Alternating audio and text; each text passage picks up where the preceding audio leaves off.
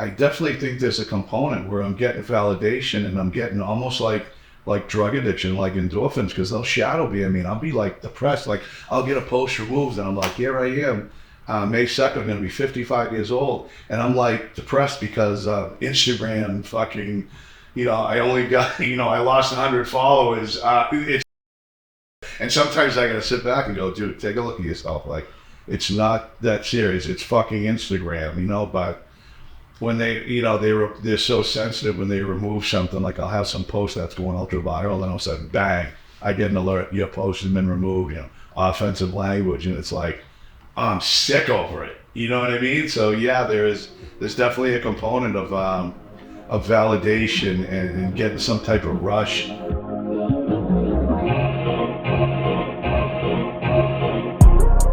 right, we got Beanshooter in the house. Yes. Mr. Lee, how we doing?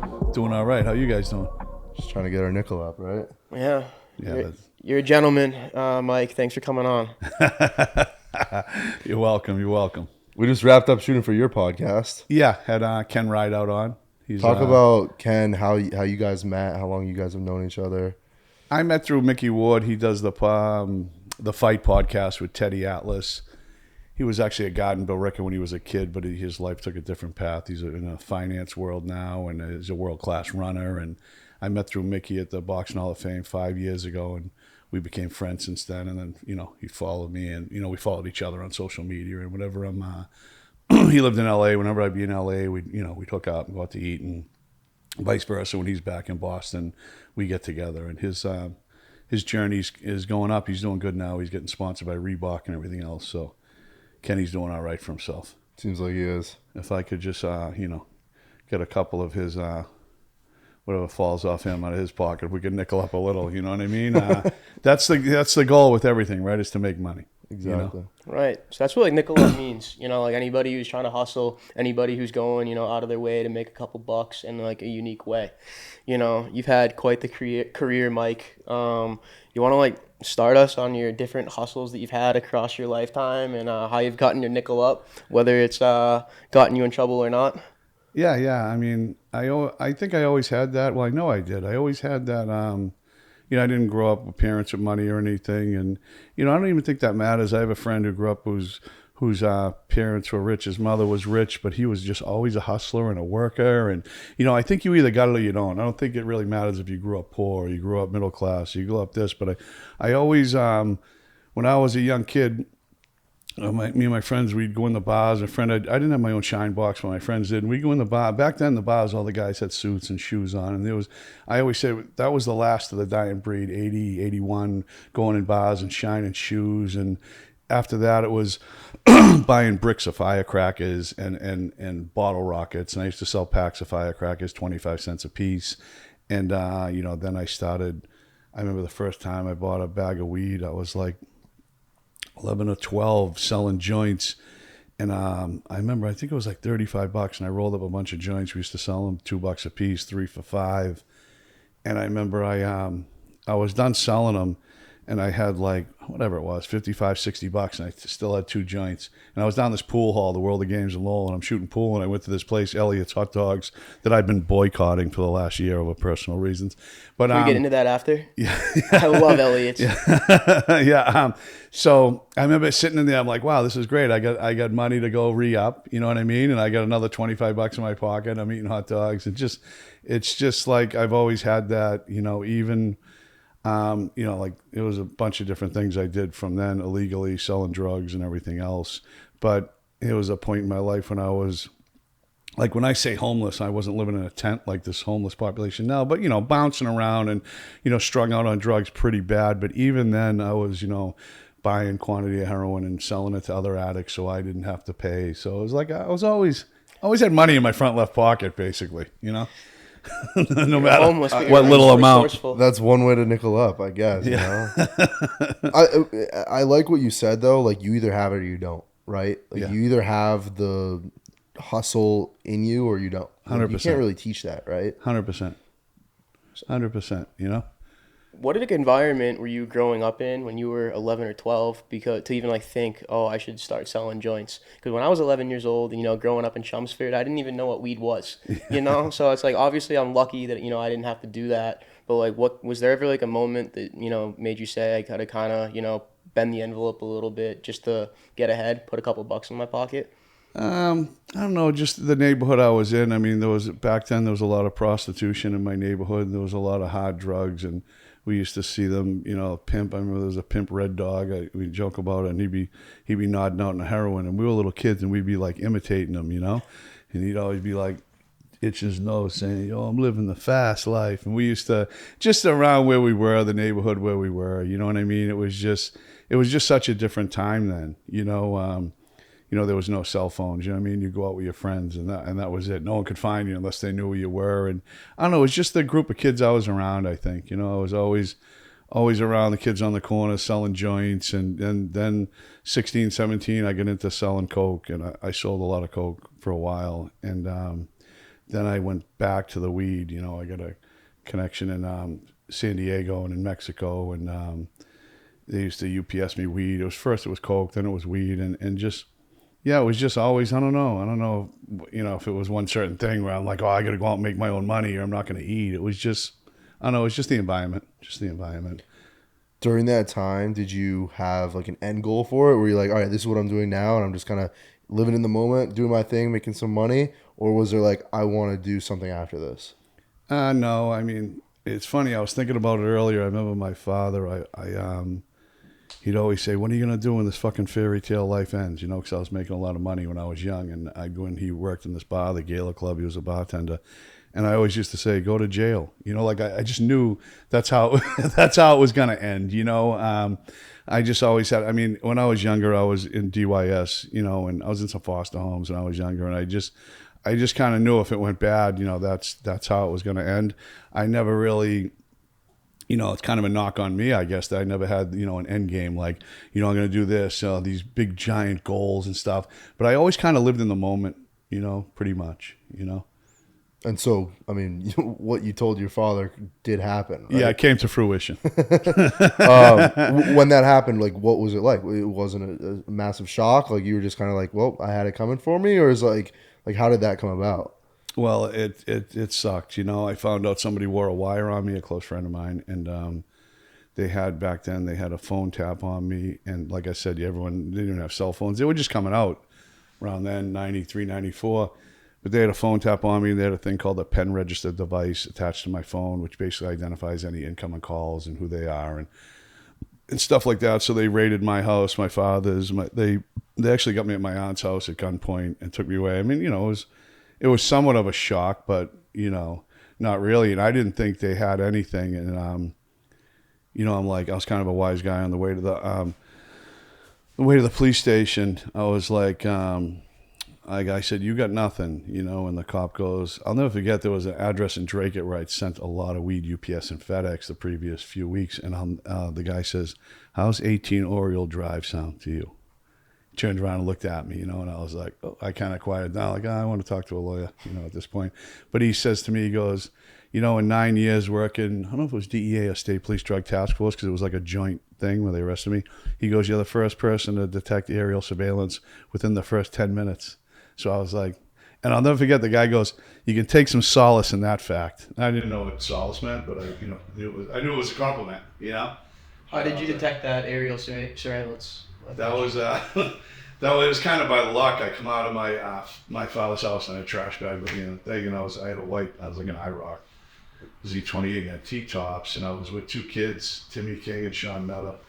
Rest in peace, Timmy. Timmy passed away, and rest in peace, Sean. He also passed away. And I'm driving, and I said, see that helicopter up there? It's following me. I was just kind of paranoid at the time, and we just kept looking up, and I'm driving around, and I went all the way up. It was probably like past Lowell along the river, and I turned around, and I was driving back down the boulevard, and so it's like, if you know the area, 8th Street Bridge. And I looked, and there it was, and it was up really high. It wasn't like in the movies, like, whoa, whoa, whoa, whoa, like right above you. It was way up high to the right, and it was there again. I turned around, and we're driving, and it's all like, along the river, it's above us, and they're looking, they're like, man, I think that fucking thing is following you. So I get to Bridge Street and I took a left, and boom, the helicopter went left. So now I'm like driving all the way up Bridge Street towards Cullen, New Hampshire. And there was like some brick apartment buildings on the left, and I pulled behind the building, so I was out of sight of the helicopter, and then boom, there it was above us. So I actually went and gave the car to a friend of mine. He went to Chelmsford, to Drum Hill, and he just drove around the Rotary for 5 minutes, like kind of letting them know, like, hey, fuck you, you know. So that was how we knew, and that's when I knew, like, the stakes were raised. Like, you know, I was about to get in some serious trouble because they don't fucking got helicopters following you. So I was pretty. It wasn't a giant shock, put it that way. I knew they'd been following me, you know. It's funny, you came in here, you're looking at some of the books. You told me that you had some time on your hands, obviously, yes. And you spent some of that time reading. Alice Shrugged, Ayn Rand. Yep. Yeah. So, was that the first point in your life where you just, there's nothing else to do, you have to just occupy your time with reading? Definitely. I remember the first book I read, I was in the DYS in Mattapan. I was the only white kid in there, Challenge. And those kids were good to me, those black kids. They weren't like, you think, oh, you're the only white kid, like you're getting beat up every day. It was like some gladiator school. But you know what? They were good. They were good to me, man. They weren't. It wasn't like that at all. And the first book I read was The Deer Hunter. You ever hear that movie? It's a Robert De Niro movie, The Deer Hunter. But it's a great movie. But yeah, it sounds like the book. It's a real good. So it's a Vietnam story. But that was the first book I read, and then kind of a voracious appetite for books after that. You know, it gets you out of where you are. You know, you're in the end. You read some books. Sometimes you can't wait to get back to your cell to finish reading it. But I read all, like, stuff normal people would read in school. I read, you know, Grapes of Wrath, To Kill a Mockingbird, you know, all those books I read. And what was the other one? Restaurant, Kill a Mockingbird. What's the one? The kid who's like institutionalized. I just mentioned it. Oh, Catcher in the Rye? Catcher in the Rye, yeah. I read everything, you know. I read all that stuff. But yeah, I really get into reading and that, you know. Do you still read now? No, I don't even watch TV anymore. I never watch my own fucking podcast. I'm always like, I wake up and I'm out the door. Do you have a favorite book that you read during that time? Oh, man. I don't know. There's some good Thomas Wolfe ones. Did you ever read Thomas Wolfe? What's that name? Oh, my God. He's got some great ones. What was the one they made a movie out of it? Oh, fuck. Bonfire of the Vanities. That is a fucking go. I know you hear these titles and you think it's about some New York City cop and yeah, he's a real good writer, real good Thomas Wolfe. But a lot of true crime, a lot of Nelson DeMille, just a lot of stuff, you know, a lot of stuff.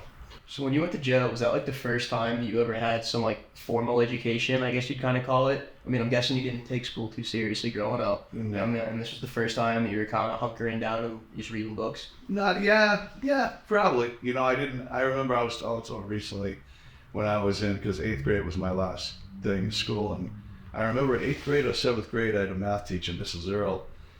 And I'd be doing mescaline every day, selling drugs in school at 7th grade, 8th grade. And I remember she would pass out the test for the other kids, and she would walk over and put a box of crayons on my desk and a blank piece of paper and just put a 0 on the test and go, here, put your name on the test. And everyone would be laughing, and I'd be laughing. I thought it was funny, you know.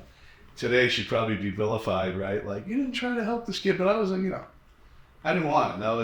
I was an unruly student, to say the least, you know.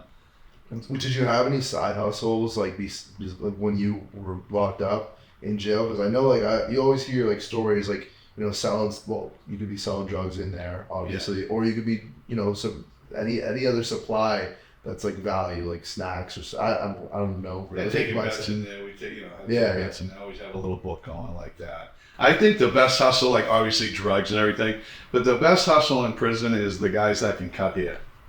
You know what I mean? They got, you know, they always do a good bid, you know, because everyone always needs a fucking haircut, you know, a fade, and people always pay them, you know, whatever it is, $2, $3, $5 for at the canteen. You know, you're doing fucking, you know, 5-10 haircuts a day. I always wished I learned how to cut hair. Yeah, but the book's always good too. What about a tattoo?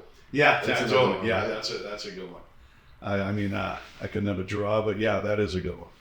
I actually got one prison tattoo. I got my son's name, but that was the extent of my prison tattoos. How do they get those out? Like, how do you get that? It's not like a normal gun, is it? Or... No, they make a gun out of like an engine to a fan or something like that, and just needles. And they'll use, like, back then they used to use cigarette ashes and water to make the ink. Yeah. Real sterile, huh? Yeah, not so much, you know. I think you're probably more known for supplying the tattoos, right? What do you mean? When people speak, you know, the numbered tattoos. Oh yes.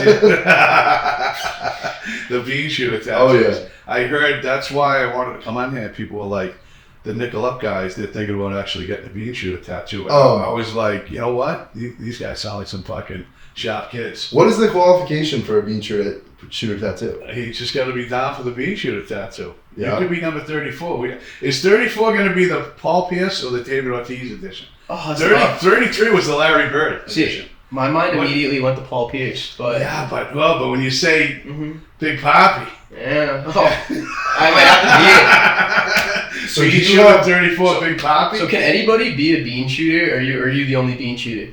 I'm the only Beanshooter that I know of. Okay. How did that name come about?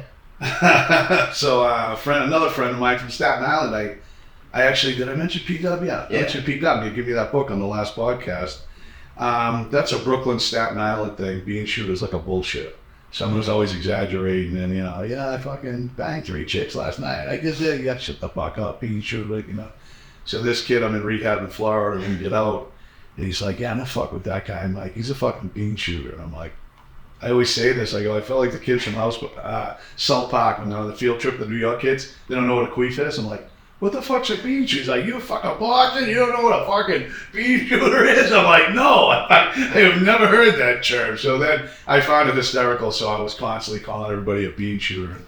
The funny thing is, an ex-girlfriend of mine's like, what the fuck's bean shooter? Because people think either shooting drugs or being pills or being Boston, or people have that, or people think it's like a sexual thing. I've even had that. I thought it was like Latina girls, to be honest. Yeah, see, people have no clue. Well, that's good though, because it keeps it open. It could be anything. Yeah, and yeah. So I was calling everybody a bean shooter, and then I started my Snapchat back then. A kid, Evan Yanovich from South Boston, he says to me, hey, Mike Lee, you got Snapchat? I'm like, what the fuck Snapchat? Because I was bad for it. Mickey took me down to Florida, got me in rehab, and it wasn't like I was on social media. I was, injecting heroin and cocaine on a daily basis, so I wasn't big on the old building my social media platform.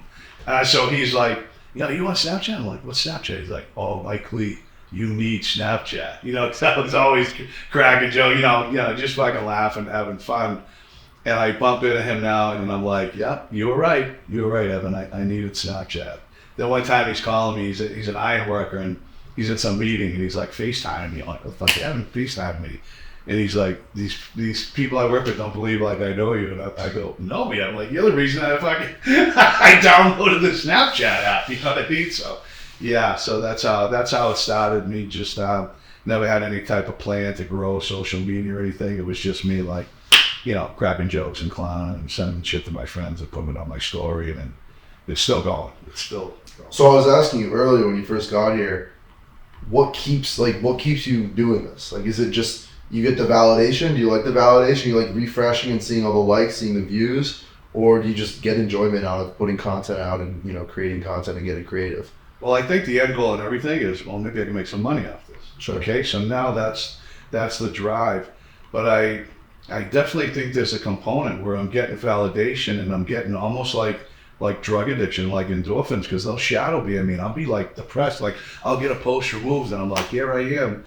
May 2nd, I'm going to be 55 years old. And I'm like depressed because Instagram fucking, I only got, I lost 100 followers. It's fucking retarded. And sometimes I got to sit back and go, dude, take a look at yourself. Like, it's not that serious. It's fucking Instagram, but when they're so sensitive when they remove something, like I'll have some post that's going ultra viral, and all of a sudden, bang, I get an alert, your post has been removed, offensive language, and it's like, I'm sick over it. You know what I mean? So yeah, there's definitely a component of validation and getting some type of rush off it. As sad as it sounds, you know what I'm saying? Yeah. Fucking social media, that I'm letting something like this actually, dictate something or bother me or. It seems silly, but like there's a ton of like documentaries now, like projects, like narrative that like social media, and like I wouldn't know. I've never done any like of those drugs or anything, but like comparable in the high and like the addiction and like there's so many properties and it's created all the algorithms, TikTok, Instagram, everything's created to keep you on there for as long as possible because that's what makes the platform money. Yeah. And so it is addictive.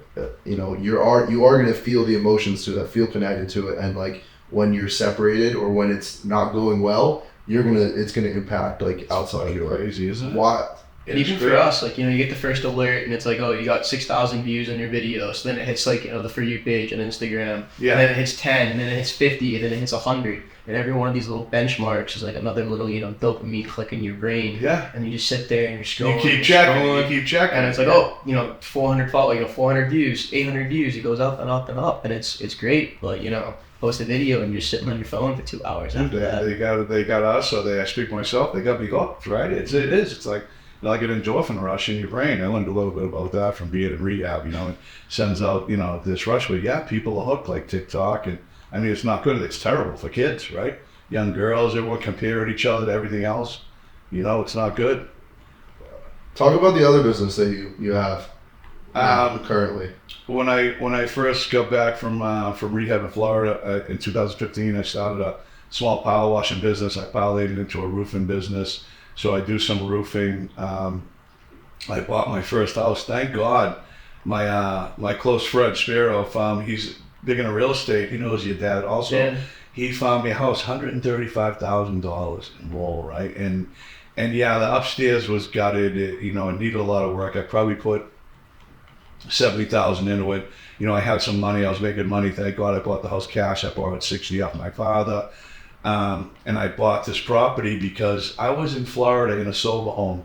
And I'd been in a few, and you know, I couldn't help but do the math. Like, oh, this is this little shitty house in Florida, a little fucking ranch house, right? I'd be like, you know, there's 8 guys in there paying $200 a week, $1,600 a week, $6,400 a month. What the fuck's the mortgage on this place? $500. Like, my mind's always thinking like you guys, right? My mind's always thinking money. How can I make a buck? And I'd say, wow, these guys got, you know, 10, 12 solo homes, fucking $6,400 a month.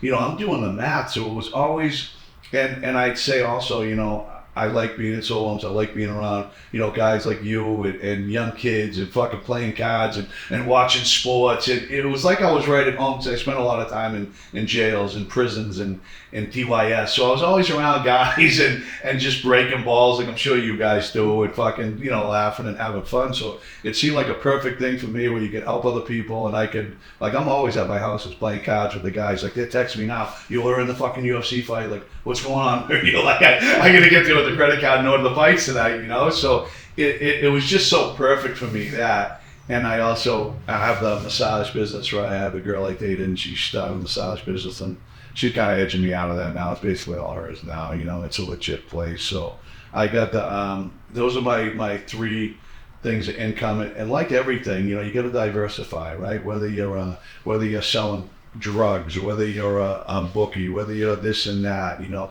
you can't put all your eggs in one basket, you know, even if you only got, you know, $200 a week, $150 a week coming in over here, you know what I mean? That's $600 a month extra. That's somebody's car payment. That's someone's, you know, some people's mortgage, right? But you get a couple of things. So my construction business isn't huge. It's been a little slow actually lately, the roofing business, but you know, I do good from it. Like I said, I got money coming in from the sober houses, from the roofing business, from the massage, and you know, if I could do something else, I will. Even if I could make an extra $100 a month, I'll do it. You know what I mean? And I'm always looking to try to have, you know, do something like that.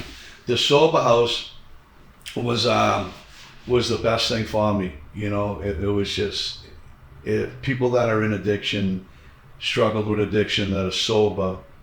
Like I said, the AA and NA meetings now, you know, you still have good guys, but it's few and far between guys that are sober. A lot of people are on medication, this and that, and it's tough for me to, you know, being around some people that are like under the effects of medication. I don't want to see somebody nodding out and falling asleep. It's not like enticing to me. It's not like I look at that and go, I want to go shoot heroin again. It's the exact opposite, but you know, it don't do nothing for me. But the point I'm trying to get at is helping another addict does more for me than going and sitting in an AA meeting or listening to somebody get up on the podium and speak. Being around you 2 guys who say, hey Mike, I've been 2 years sober today. You know, and seeing you, you started your podcast, Jack, you know, you're doing this, you're doing that. It's like, that that helps keep me sober, seeing other guys, do good, Can anyone start a sober home, or do you kind of need to have like some sort of educational background or some sort of history with drugs? What gives you the credibility to start it? Well, I always say, like, some people will open sober homes because their daughter or their son was involved in drugs or passed away, and they have this thing where they want to help everybody. And I always say those people are going to get used because they're all addicts like myself. I'm always looking to get over on you or scam or lie. And it's like, thank God I've never had anybody overdose and die in my house. I've been over 5 years now, and it hasn't happened because I'm there, and if someone gets high, I usually pick them off right away. Sometimes they'll get one by the goalie a few times, but it's like if you haven't drank for 3 years and you drink once, you're gonna sink your own ship sooner or later. But I'm around. But people that some people just open them for profit, and those people suck because they're not vested in the people and worried about them. But to answer your question, you can get certified and have a mass certified sober home. There's a group in Massachusetts. It's called Massachusetts Alliance Sober Housing, which is the acronym MASH. And if you get certified, the good thing about that is it's almost like free advertising. Like once a year, they'll go certify your house, make sure you have Narcan there, make sure the rooms are big enough, make sure it's not a dump. And then your name's on a list, like if you're in jail or if you're in a hospital, if you're in a rehab, and you say, hey, I'm going back to Chappsburg area, I'm going back to the Lowell area, I'm going to the Charlestown area. If you give me a list of sober homes in that area, boom, my house will be on that list. But a lot of operators open up houses, under the radar, and open up sober houses like that. So, and there's no zoning requirements in Mass. I think they're going to change that eventually.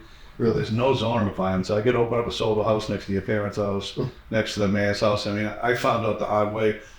With my second house, they find out who I am, and they're signing petitions. They're like picking in. Nobody wants The neighbors are? Yeah. But then they won't. We need a Seaport sober home. Yeah. Oh my God.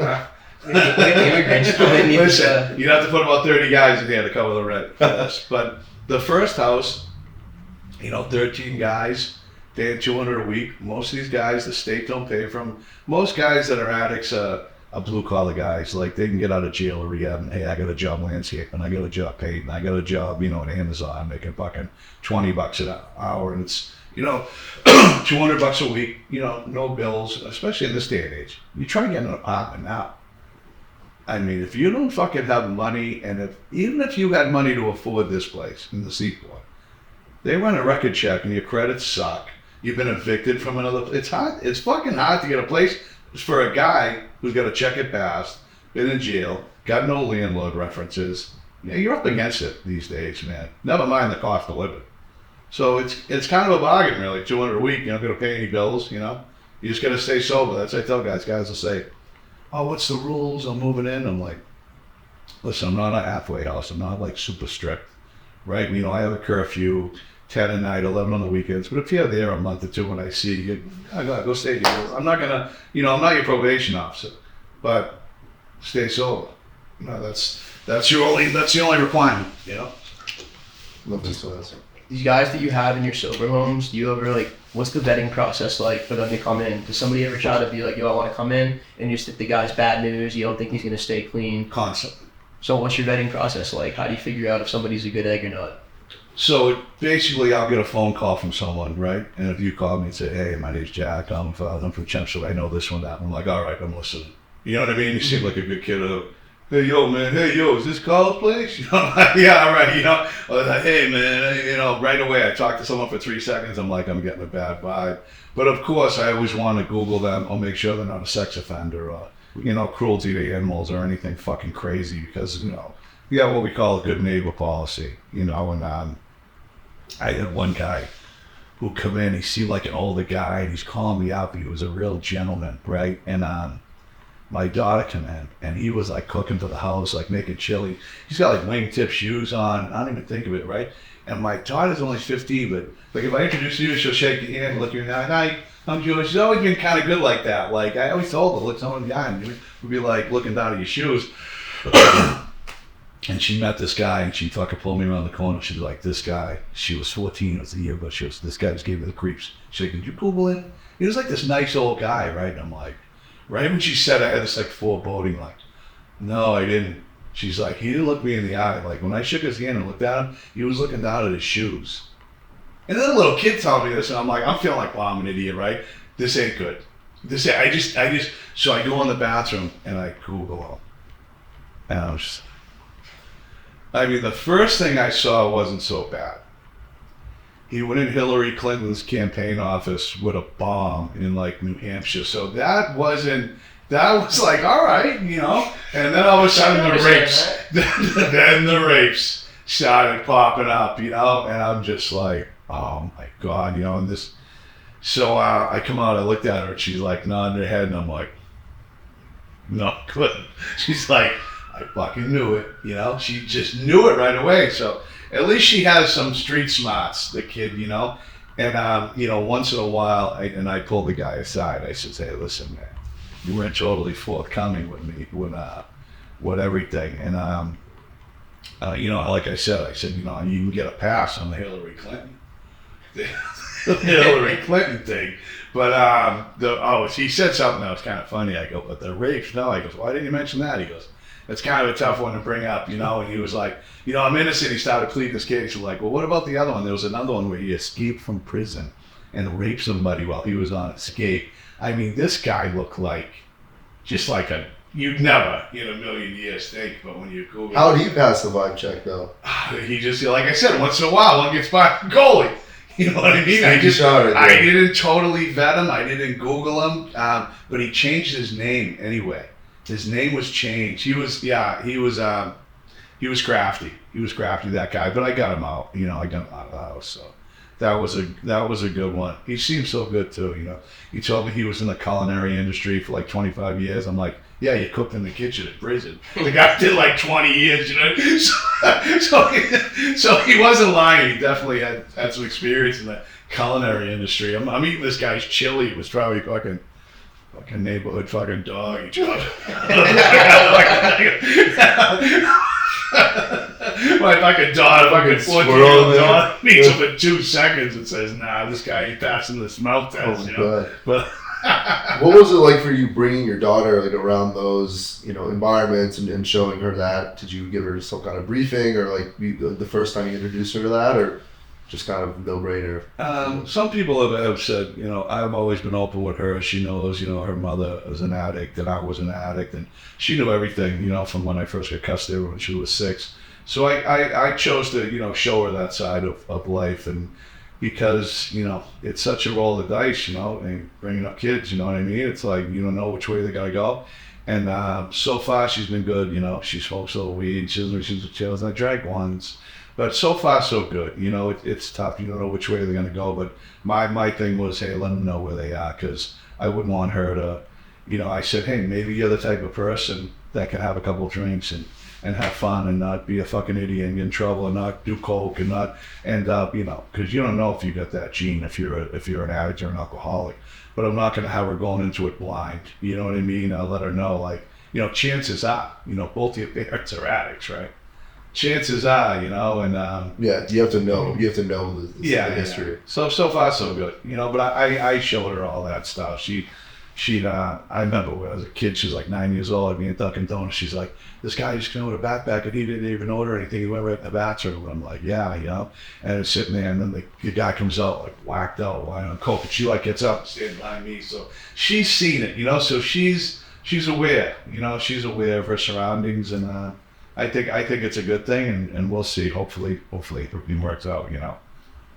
Like I said to her also, I says, it's terrible, but it's not. Like I tried to get her into Vogue school, and I fucked it up because when they had the online learning in class, I said, you don't gotta do any of that. They're not gonna keep anyone back this year. And then she goes to get in the Vogue, and they're like, she had 38 on excused absence. They don't like when girls that miss a day of school. They're like, well, during the COVID. I'm like, oh, this fucking COVID. Like, fucking motherfucker.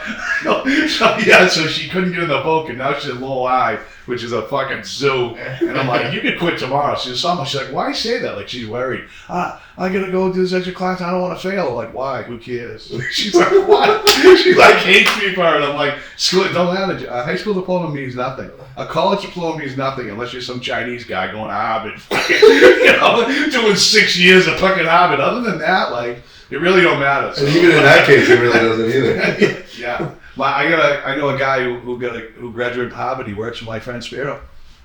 Yeah. There you He go. graduated from Harvard. He sells real estate now. So. It's like a corny like quote that always pops up, but you know, it's like the A students work for the B students. The C students are the executives and the D students run the companies or some shit like that. Hell Like, yeah. You know, Yeah. it's true though. It's Yeah. true. You know, for the most. I don't know. Yeah, if you got that hustle, you You got know that that hustle. thing, right? You Just know? get your nickel up. Mm-hmm. So You can imagine now going to fucking UMass Amherst or UMass Lowell or wherever, right, for 4 years and partying, and then what? You get out, then you fucking go to get dressed up for a job interview and go sit there in front of some asshole fucking sizing you up and begging for a job. It's like, I think this day and age, trade's the way to go, and have some side hustles. totally. Yeah. So what's next for you? How are you gonna keep getting your nickel up? Are there any new business ventures you want to get into? Anything that piques your interest right now? I'm always looking for another house. Real estate's always big. Right now it's tough, but I'm always looking for another house, for another sober house, because I feel like you look around and see the problems with addiction, everything, it ain't going away. It's like opening a funeral home, right? People are just going to keep dying, right? It's sad to say, but this addiction thing, it ain't going away. And I look around like that house I bought, $135,000, right? 13 guys and they're paying $200 a week rent, So there you go, 52, 10-4. I'm like, what property in Lowell, in the shitty neighborhood, are you gonna rent out for $10,000 a month? Yeah. You know what I mean? And you're doing a good thing at the same time. Yeah. So And you mean it too. You're not just doing it for the money, right? yeah. No, that's what I said. It's a win-win. Yeah. You make money. I mean, there's a lot that goes with it too. The insurance is through the roof. The other day I had to, renew my insurance, and it's, I have to put like $4,000 down. It's $800 a month for 9 months, and everybody's got air conditioning. Some sober houses you can't have air conditioners. I don't give a fuck. Like everyone's got shit around. I got to go through the house and be like, listen. You leave your TV and your air conditioner on, they're both going out the fucking window. It's my fucking electric bill, especially now, is through the roof. So it's not like I'm just rolling in the dough. There's a lot that goes with it. But yeah, it's a money maker, and on top of that, you're paying off a house. My other house, I only got $100,000 off it. It was like worth like $560. It's a nice house, and plus I put a lot of money into it, hardwood floors, and they don't even know that. This is just going on Zillow and looking at it. So you get in real estate. Real estate's the way to go. Right now it's real tough buying a house with interest rates. It fucking sucks. But like I said, I got Spiros. I always look around. Sometimes someone will call them, I'm looking to sell my house. They don't want to list it with a realtor. And once in a while we'll get a home run, and he still wants to make money off me. I fight him like, you want to get 50 grand off me? He's like, fuck you, this house worth what? I'm selling you for 230. But yeah, but you got it for 180. We pick it back and forth. But I tell people, when I started doing good, had some money. I bought my first house. I had some money. He bought a place in Florida, and he has another place now, beautiful. But he bought a place, and it was in Delray Beach. It was a little inlet off the intercoastal behind his house, and he fixed it all up. And it was a small place. You walked in, there was a little living room upstairs. There's like a bedroom and a shower. It was a real small place. He's like, I want to buy it. I want to get another place. That's right before COVID. He's like, buy it off me, $330. I'm like, $330? You paid. Whatever he paid right at the time, you know what I mean? Fucking 200 or something ridiculous, right? And I'm like, he's like, yeah, but I put 40 grand in it. I'm like, yeah, but you got, and here I am bickering. The place just sold for $700,000. It was right before COVID, before everyone started moving down there, everything. So it's one of those things where here I am. It's like I'm stepping over a $100 bill to pick up a nickel. I'm arguing with this kid like, well, why are you making money off me? And now I'm like, look at this. I lost out on fucking $300,000, more than that, $300,000. But I'll still break his balls because he make money off me. That being said, Spiro. I'm gonna get Spiro on here. He's got some good stories. Yeah, no, he's low key. You don't want to be on the podcast. I try.